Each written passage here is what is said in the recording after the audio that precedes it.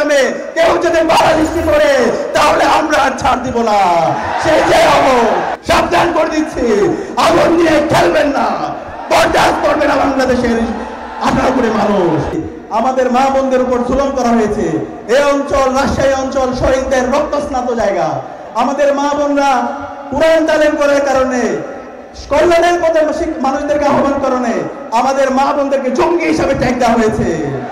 আমরা বলতে চাই, স্বাধীন বাংলাদেশে কেউ যদি আবার সে একই কায়দায় আমার মা বোনদেরকে কোরআন তালিমের প্রোগ্রামে কেউ যদি বাধা সৃষ্টি করে তাহলে আমরা আর ছাড় দিব না।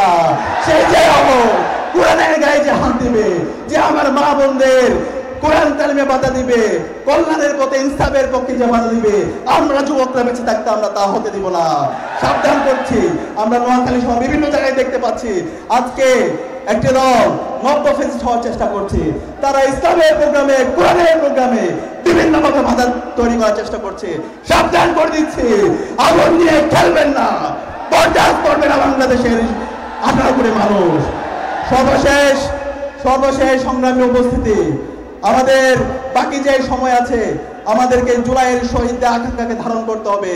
আজকে বাংলাদেশে আমাদের যে 2000 ভাই বোন জীবন দিয়েছে, সেই নতুন বাংলাদেশ বিনির্মাণ করার জন্য, ফ্যাসিবাদী কাঠামোকে ভেঙে দেওয়ার জন্য কিন্তু আজকে একটি দল এই নতুন বাংলাদেশ বিনির্মাণের পথে তারা বাধা তৈরি করছে।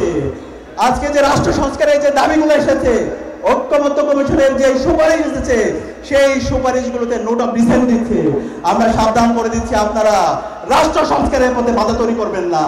তরুণরা, আপনারা যদি রাষ্ট্র সংস্কারের পথে বাধা তৈরি করেন তাহলে তরুণরা আপনাদেরকে বরদাস্ত করবে না। আপনারা সাবধান হয়ে যান। আসেন, প্রতিযোগিতা করেন। আজকে বাংলাদেশ জামাত ইসলামী ঐতিহাসিক বিশাল সমাবেশ আয়োজন করেছে, আপনারাও করেন। কিন্তু এই চাঁদাবাজি, টেন্ডারবাজি, সন্ত্রাস, হুমকি, ধর্ষণ এগুলো বন্ধ করেন। এগুলো বন্ধ করলে তাহলে আপনাদের বাংলাদেশের রাজনীতি ফ্যাসিবাদীদের যে পরিণতি হয়েছিল তার চাইতে খারাপ পরিণত হবে। আমি সবাইকে আহ্বান করব, আগামীর বাংলাদেশের ইনসাফ কায়েমের জন্য সবাইকে ঐক্যবদ্ধভাবে আমাদের কাজ চালিয়ে যেতে হবে। আগামী